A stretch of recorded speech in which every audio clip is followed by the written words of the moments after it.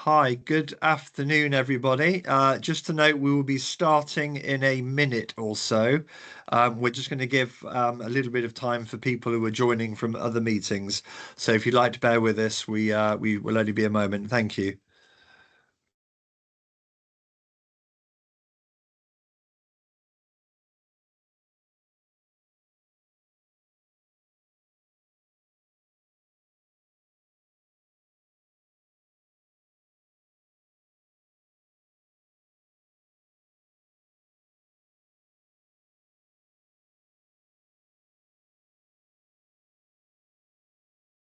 Okay, I think it's time. I think it's time to kick off now. So, firstly, thank you all so much for joining us on this Friday. Well, whatever it is for you, Friday morning, Friday afternoon, Friday evening. And I'm really excited about this launching this product now. My name, I should say before I do anything else, is Matt Frost. So I'm the head of the international office at Plymouth Marine Laboratory, but I'm also chair of the Marine Climate Change Impacts Partnership and its overseas working group. We've got a really nice agenda for this meeting. It's a tight schedule. It's a very short 1 hour meeting. So if we can move on to the agenda, just to know, obviously we're doing the welcome now. We then have some opening statements. We've got a really good panel of speakers for this, followed by the presentation on the project, a Q&A, and some final reflections. So can I just state also up front that we will be recording this event, and the recording of this event will be available later on our YouTube channel. So just be aware of that as we go forward. So as I said, welcome to all of you joined. And I also want, before I invite people to speak, I want to invite our very distinguished panel. So we are joined by the Honourable Minister Kyle Hodge, who's Minister of Economic Development, Industry, Commerce, Lands and Physical Planning, Water and Natural Resources for Anguilla. We have the Honourable Minister Zhavargo Jolly for the Turks and Caicos Islands Government. We have Professor Anna Queirós, who's the Climate Ocean Challenge Lead at Plymouth Marine Laboratory, and an internationally recognised expert on climate-smart ocean management, and has been the science subject lead for this project. And we also have Professor John Cortes, MBE, who is Minister for Education, the Environment, Sustainability, Climate Change, Heritage, Technical Services and Transport with Her Majesty's Government of Gibraltar, and also Chair of the United Kingdom Overseas Territory Environment Ministers Council. So I'm sure you'll agree this is an incredibly distinguished panel. It's a really honour for me to chair this in this launch. And without further ado, what I would like to do is hand over. Good morning, everyone. I apologize for the slight delay. I was in a CTO subcommittee meeting, but you have my undivided attention at the moment. Good morning. Go back here. All right, so if I want To so I go back here, and this one, if I want to go right, left, first. All right, so thank you again. I appreciate your patience. Very thankful to my EA, Leandra, for making that possible. So I'm just going to jump into it, ladies and gentlemen. I wanted to talk to you all this morning a little bit about climate-smart marine spatial planning. Our goal here in the Turks and Caicos is truly to secure a resilient future for our marine space. Now, the development of climate-smart marine spatial planning for us is essential for ensuring that climate adaptation and mitigation are fully integrated in how we manage our marine space. Here in the Turks and Caicos Islands, the government was therefore pleased to participate in recent studies led by the Marine Climate Change Impacts Partnership, as well as Plymouth Marine Laboratory, with the aim to strengthen climate-smart marine planning across the UK overseas territories. Now, this pivotal initiative highlights how the UKOTs, and the Turks and Caicos in particular, can embed climate-smart principles into ocean governance, drawing on global best practices. It also recognizes the Turks and Caicos Islands' growing experience in marine spatial planning and the lessons we can share. As we adopt this roadmap, we join a global community of nations modernizing their marine spatial planning. Now, for the Turks and Caicos Islands, this work could not be more timely. Tourism remains the cornerstone of our economy, yet the marine resources that sustains it are under increasing threat. From competition for marine space is constantly accelerating. Biodiversity loss, habitat degradation, unsustainable mineral exploitation, invasive species, illegal fishing, pollution, and zoning conflicts are all intensifying, and this is compounded by the accelerating impacts of climate change. Warmer seas, rising sea levels, stronger storms, and stressed marine ecosystems pose real risk to our small island archipelago. Simultaneously, our marine environment holds impactful solutions. Our mangroves, seabeds, seagrass beds, our coral reefs are vital blue carbon ecosystems that store carbon, protect our coastlines, and support biodiversity.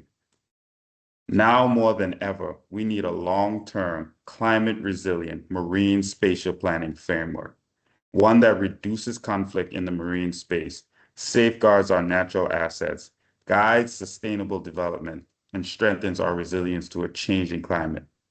Now, we've already made meaningful progress across 4 key enablers of a climate-smart MSP. Climate change evidence is the first enabler. We are conducting a national climate risk assessment to identify vulnerabilities and inform climate-smart planning. Previous shoreline studies have also mapped future flood risks from storm surge and sea level rise. More localized climate data will continue to strengthen our planning. Our vision for MSP began in 2012, and today the Department of Environmental and Coastal Resources is leading a cross-sectoral MSP framework with the support of the Blue Belt program. The government is committed to modern environmental legislation aligned with our National Vision 2040. This includes updated laws for biodiversity, protected areas, sustainable fisheries and livelihoods, and MSP. Moreover, the Climate Change Charter of 2022 reinforces our shared responsibility to address climate impacts. When it comes to resources, with the Blue Belt program's support, we are building technical capacity to guide the implementation of MSP in TCI. We continue to build on tools such as online MSP data portal, WebGIS, which plays an important role in informed decision-making. At the same time, we recognize that additional resources will be essential as this work expands. Now, enabler number 4, communication.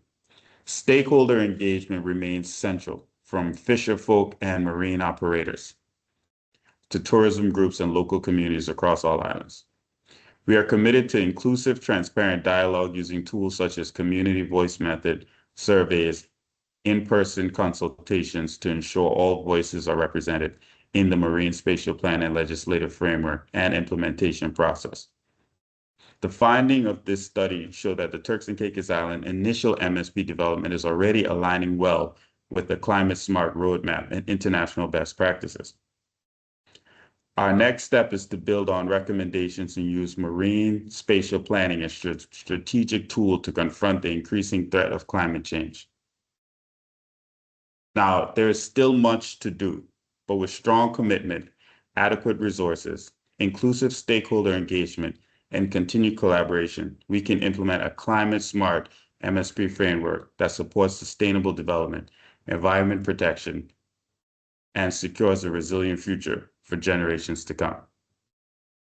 Now, it was important that I kept this presentation very short, but one thing I wanted to highlight is that it's very important for small countries like ours in the Turks and Caicos Islands to understand that although our impact, our carbon footprint may be small compared to the larger countries, our positive impact is immeasurable.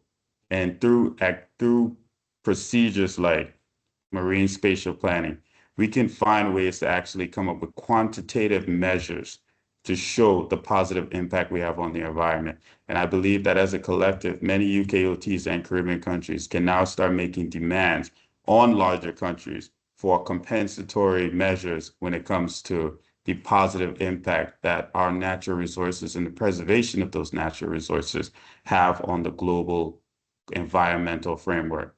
So thank you again. I appreciate the opportunity to present today.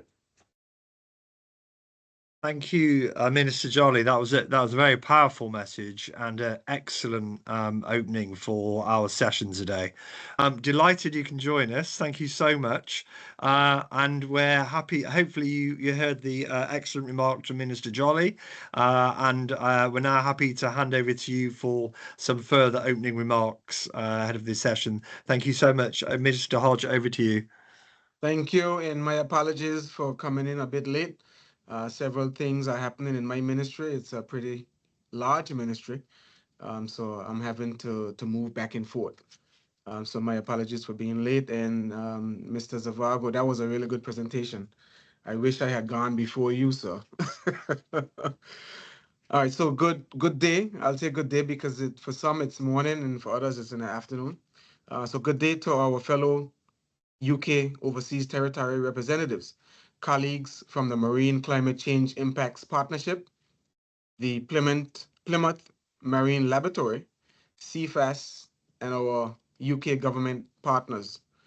It is a pleasure to represent Anguilla at the launch of this Climate-Smart Marine Spatial Planning Roadmap and its accompanying case studies. I would like to thank the Marine Climate Change Impacts Partnership for embracing a genuine co-production model. This is not a document written about overseas territories, but one developed with us, grounded in our realities, our vulnerabilities, and our ambitions. For Anguilla, the ocean is not a backdrop. It actually defines us. With just 35 square miles of land and a vast marine estate, our tourism industry, our fisheries, particularly our lobster fishery, and our coastal heritage depend on a healthy and resilient sea. We basically in Anguilla survive based on our oceans. But we are on the front lines of climate change. Increasing marine heat waves, sea level rise, and more intense tropical cyclones are not abstract projections for us. They directly threaten our coral reefs, our coastal infrastructure, our freshwater security, and the livelihoods of an estimated 12 to 15,000 residents. That is why this roadmap is so timely. Importantly, Anguilla is not starting from zero. We are already applying these principles through our marine spatial planning pilot from Little Bay to Sandy Island on our northern coast. This pilot is a live management area where we are balancing fisheries, tourism activity, yachting activity, coastal development, and critical infrastructure, including our desalination plant, within a climate-smart framework, all within a climate-smart framework. With technical support from the Blue Belt program, we have embedded climate considerations directly into our pilot design. We are integrating habitat protection, coastal resilience, and a long-term risk reduction into how we manage our marine space. Public consultation will be ongoing, but the first round was completed in late 2025, and the feedback from fishers, tour operators, and community members were incorporated into the document. This ensures social license and shared ownership, a core principle in this roadmap. The lessons from this pilot will guide National Marine Spatial Plan implementation. The roadmap highlights 4 key enablers: climate evidence, governance, resources, and communication. We recognize that strengthening local data, including higher resolution climate modeling, remains a priority. We are working to close these gaps so that our decisions are not driven, not only, let me go over that. We are working to close these gaps so that our decisions are driven not only by global data sets, but by locally relevant evidence.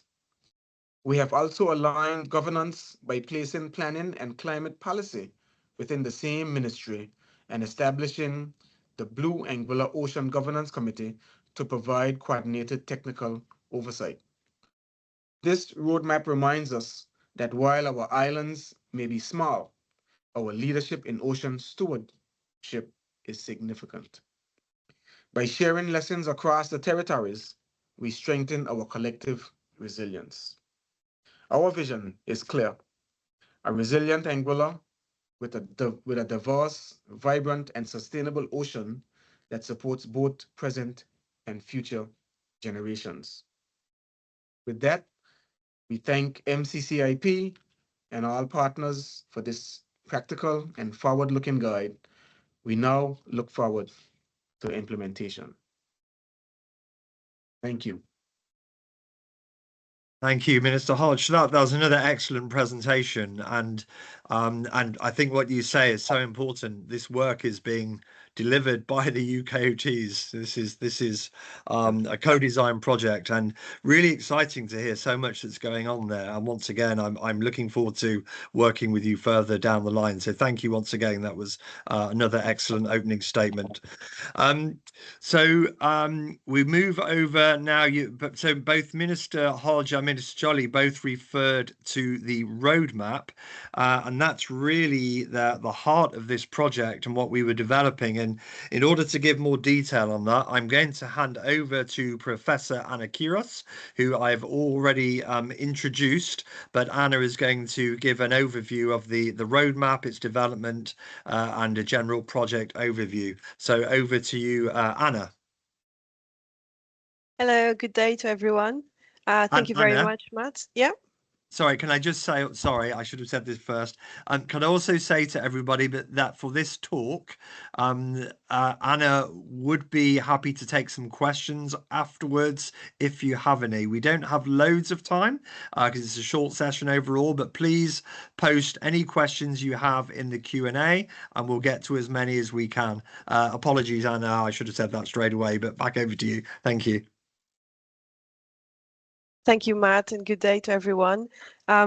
I would like to start by saying that we are deeply grateful to the governments of the UK overseas territories and their agencies, in particularly those in Turks and Caicos Islands and Anguilla who worked with us, who were open and willing to work with us in this initiative and to make themselves available to this process of co-development of this roadmap. And we hope that this is an opportunity to take stock and to support a pathway for climate-smart marine spatial planning development across the UK overseas overall. So I will now try to give you an overview of what we've done in the last year. Next slide, please, Susanna.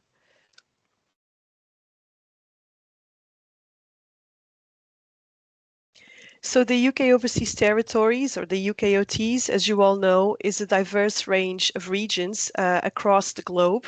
And that diversity is reflected in their natural heritage, their cultural heritage, their geography, as well as their governance. But very much like elsewhere in the world, the UK Overseas Territories are already experiencing the effects of climate change, as you could hear in the interventions for both ministers just before now. Next slide, please. And so in fact, 5 years ago, the Marine Climate Change Impacts Partnership did this stock take about climate change impacts across the UK overseas territories. And what we see is that some of them are located in the areas of the globe which are experiencing already the most severe impacts of climate change. Next slide, please. So for example, next, coral corals in the Caribbean region, where many of 6 of the UK overseas territories are located, corals are already experiencing a tipping point. So these abrupt changes in environmental conditions that are likely to not be reversed because of climate change. And this in turn, these being keystone habitats and species, is likely and is already indeed affecting the fisheries and tourism in the UK overseas territories in the Caribbean. And this is because of long-term warming, which is already being measured, as well as heat waves, extreme weather events, extreme cyclones, which are expected to become even more extreme in the coming decades, and sea level rise. Next slide, please. And so what these impacts call for really is this urgent need for immediate action to promote ecological, economic, and social resilience to climate change, as highlighted by the 2 honourable ministers just now. Next slide, please. Next.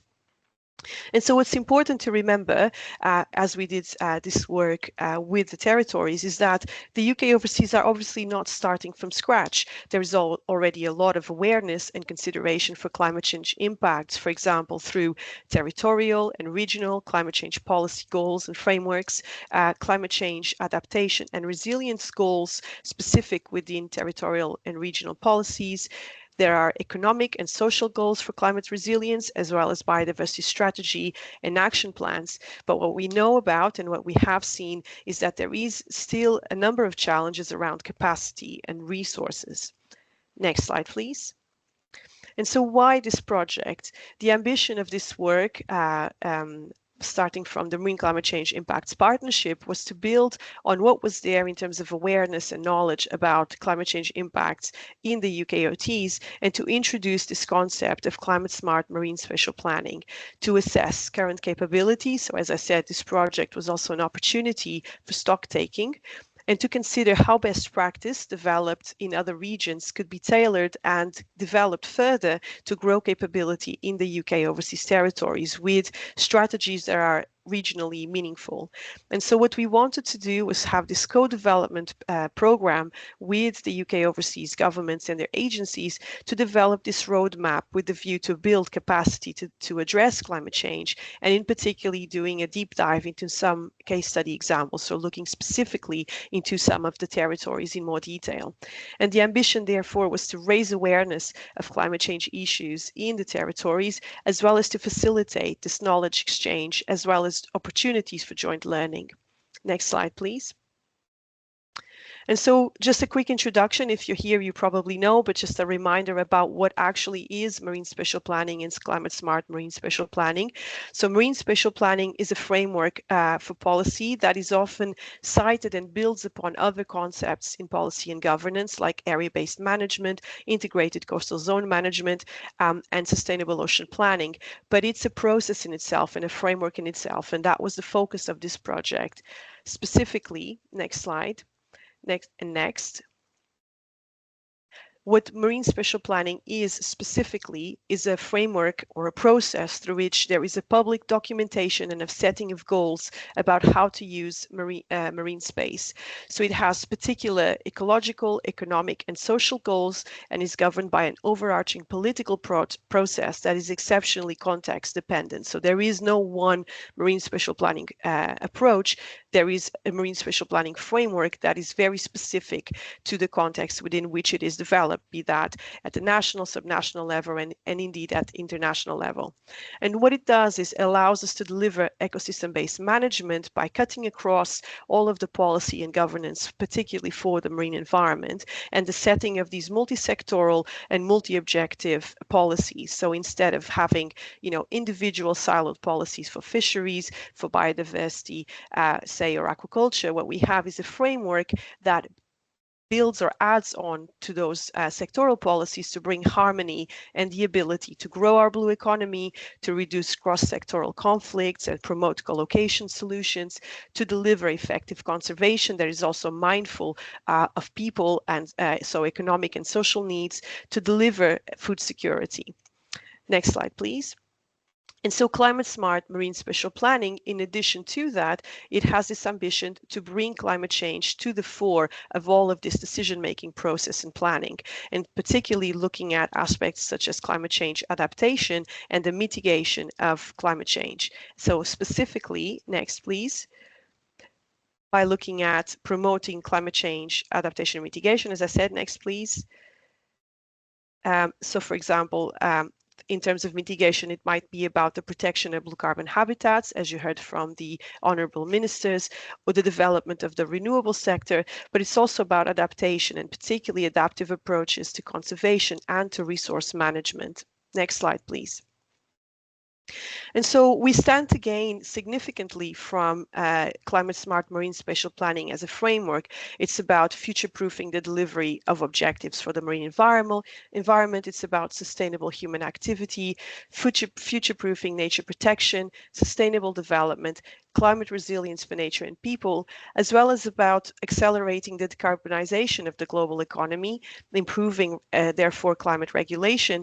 But in nuts and bolts and really at the local scale, it's about improving trust and social license for ocean governments and policy through better sectoral management and the reduction of conflict.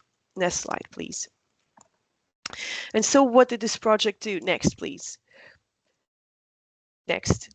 So what we did was indeed a co-development project where we worked with the governments of the UK overseas territories and their agencies and looking at capacity building webinars and web-based workshops, which as well as UKOT specific focus groups, so what we called case studies in the project.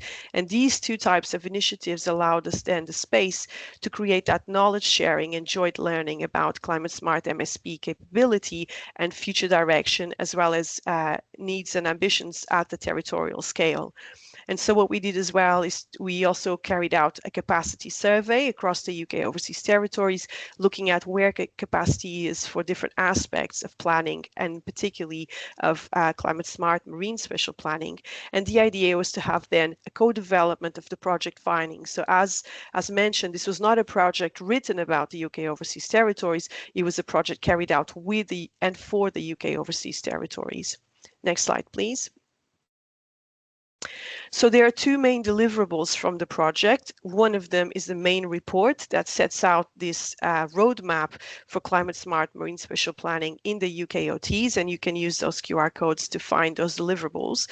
So the main report, I will dive a little bit into that in a minute, as well as a report that focuses particularly on the Anguilla and Turks and Caicos Islands as two case studies, two diverse UK overseas territories that are perhaps, if we consider the range of capability that we have of the UK across the UK overseas territories with regard to planning, they are perhaps more on the most developed side, where we have, you know, MSP frameworks, we have specific policies to address marine sectors and climate change, whilst in other areas, you know, that we are perhaps not as far advanced in the process.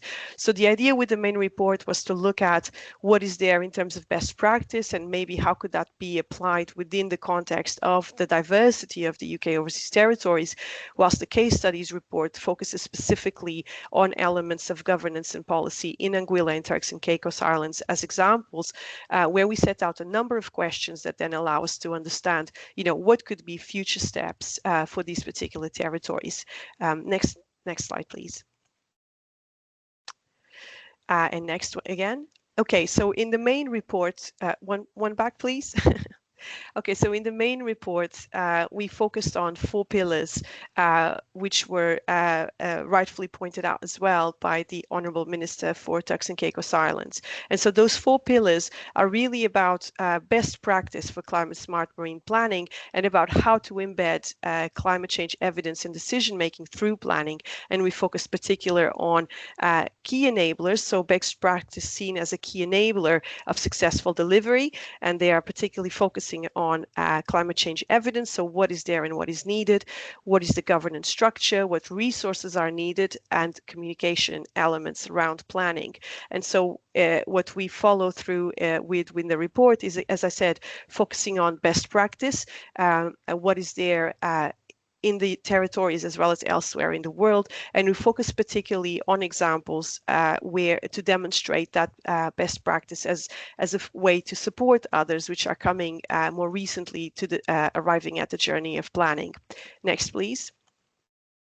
And so in the end, we end up with this 9-step roadmap, which is in essence 4 concrete implementation steps for climate-smart marine spatial planning that is built around those 4 pillars.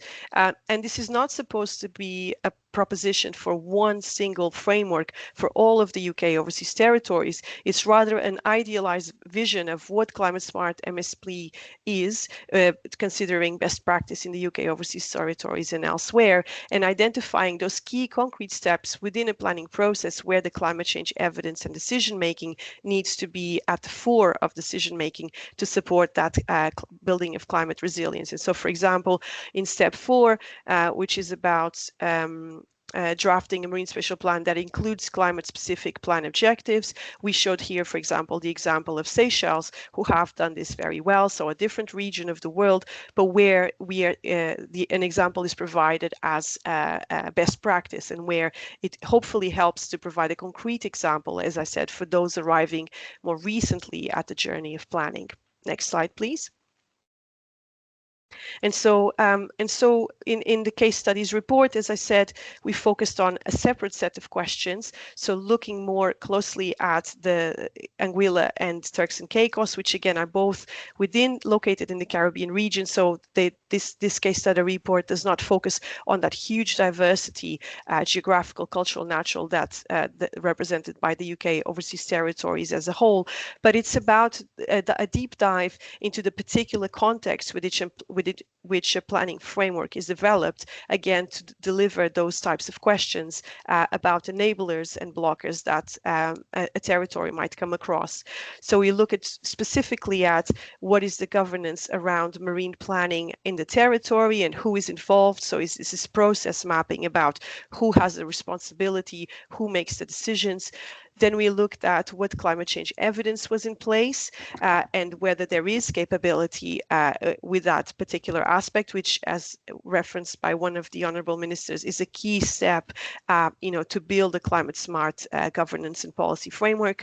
And then we looked at that idealized cycle for climate-smart marine spatial planning, and we tried to break it down into how would that apply or translate into the specific context of a particular UK overseas territory. And so in some cases that cycle is really non-applicable because there are policy and governance or issues, or there are or differences, I should say, or there are shortcomings in data. And then we lastly looked at what engagement activities, so this looking at elements of social license, participation, which are very much the core of a planning process. So we looked at what activities that are already there, are they working well, who is engaging, and whether they're accounting for climate change. And so if you're interested in that element as well, that you can find that in the case studies report. So that is all. And again, I just wanted to express my gratitude to the governments of Anguilla and Turks and Caicos and the other UK overseas territories that worked with us. And I'm happy to pass the floor to Matt again. Thank you very much. Thank you, Anna. That was excellent and really, really clear, comprehensive overview. It was great listening to that once again. One comment that came up while Anna was speaking, some people said the QR codes, one of them was working, one of them wasn't taking you to the case study report. I believe the link to the roadmap has now been placed in the chat. But please, so try that, and I hope that it works for everybody. We'll make sure that's passed on afterwards as well. So we now have just a few minutes for any questions for Anna on the roadmap. So I'm going to ask Susanna Lincoln from the MCCIP Secretariat if you have any questions for us. Over to you, Susanna. Thank you. Hi, Matt. I hope you can hear me. Yes, we've had some questions, I believe. Let me just check the Q&A.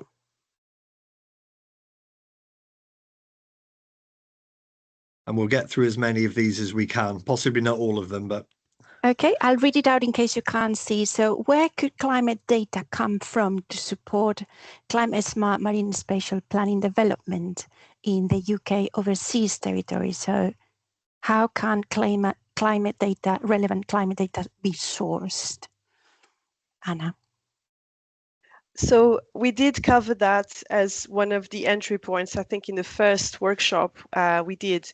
And indeed, you know, it's a very diverse range of regions, and we don't have climate change evidence everywhere. At the very least, we have global modeling data that can be used to fill those gaps where data sets are still being built. But we are aware that several of the territories have ongoing initiatives building those data sets. So we're not starting from scratch, as I said, and I suggest that I don't know who posed the question, that you have a look at the main report, because we also identify some of these sources of data and their links in the reports.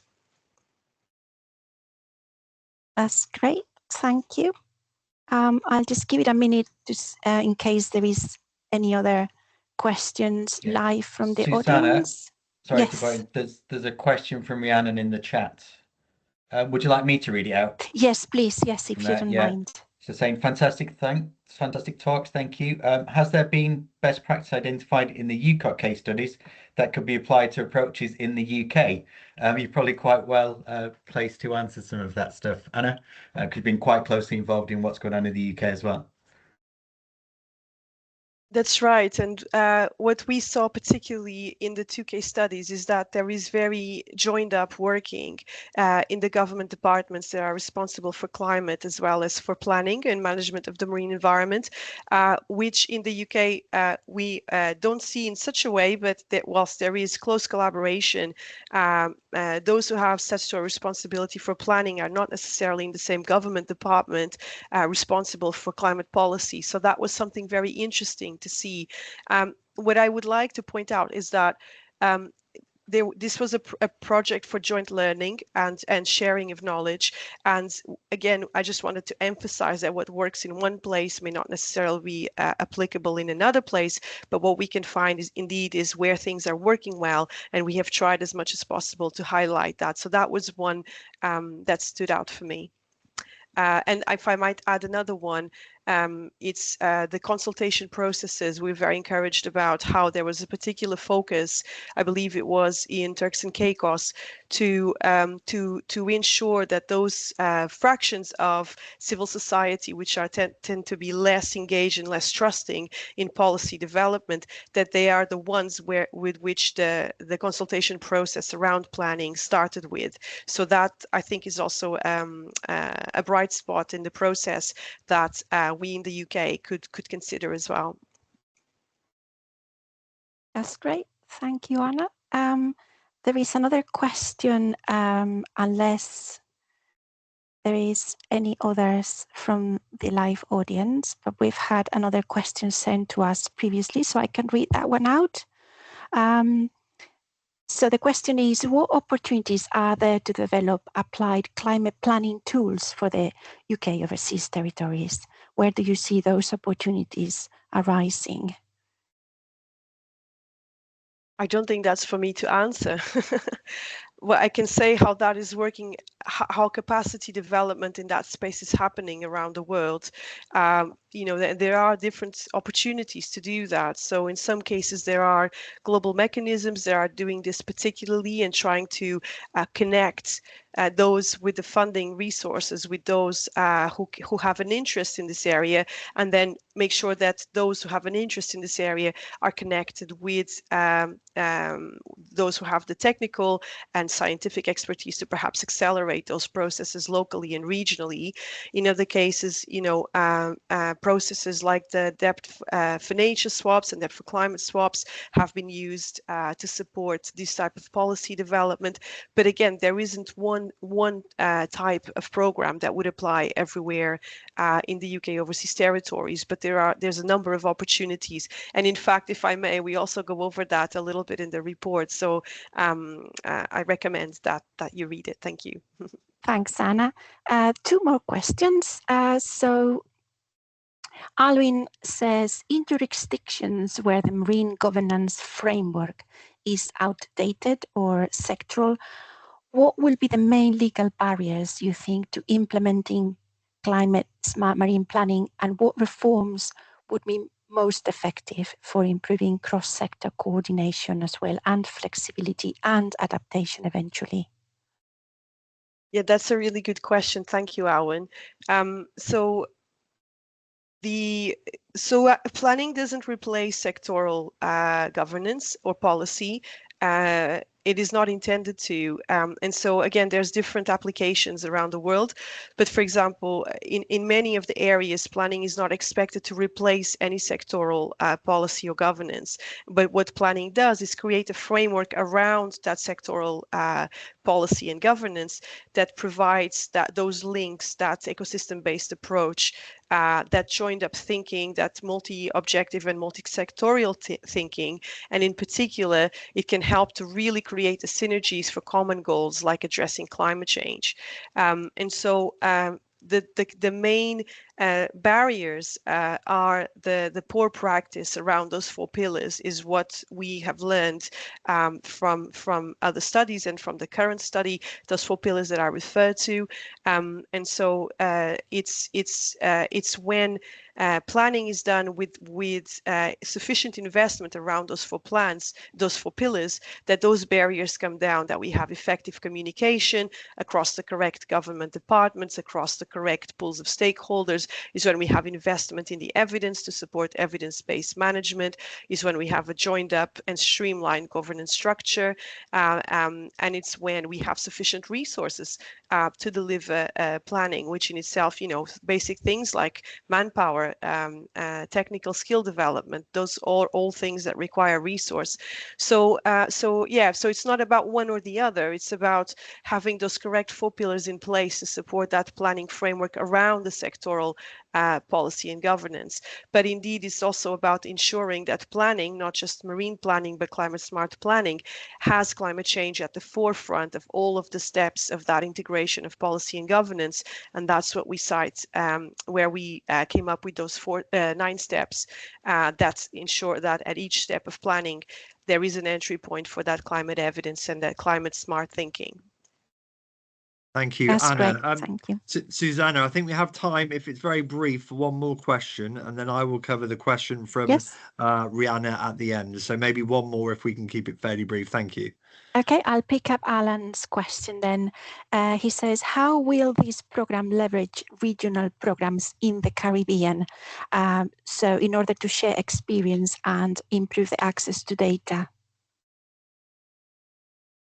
So again, I'm not sure I'm the right person to answer this. I think the governments and the agencies of the UKOTs in the region are best placed to answer that.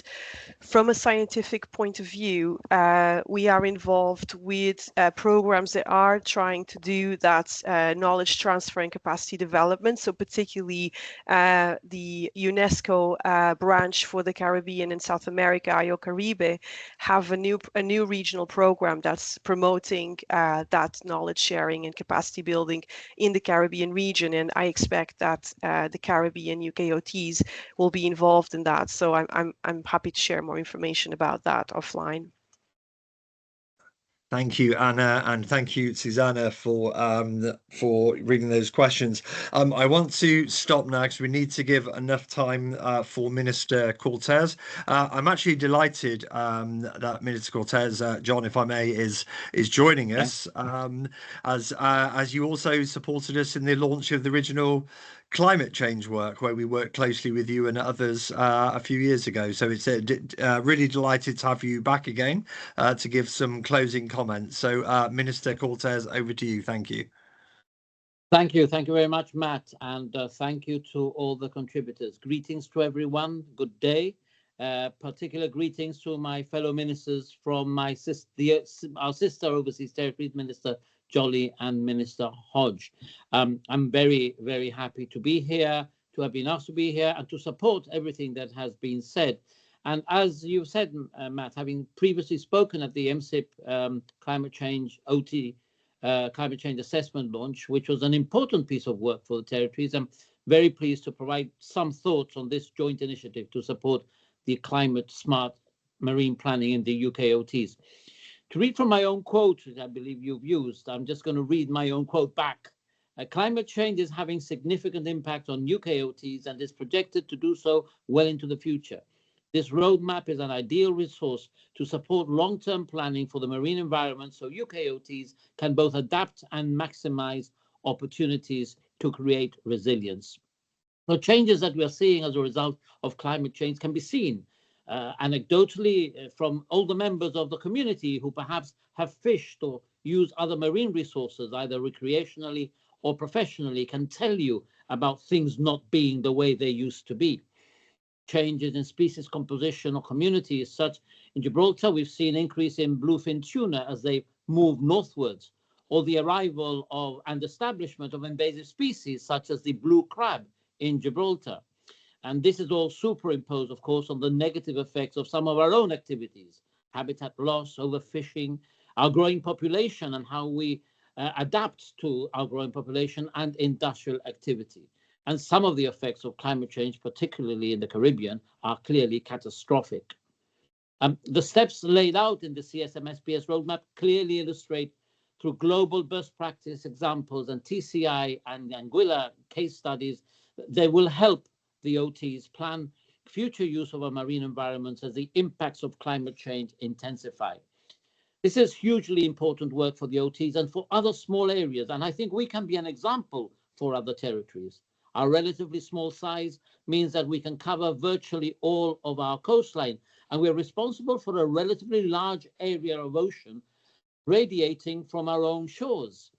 Importantly, our actions may only need to be small in order to have huge impact and effect.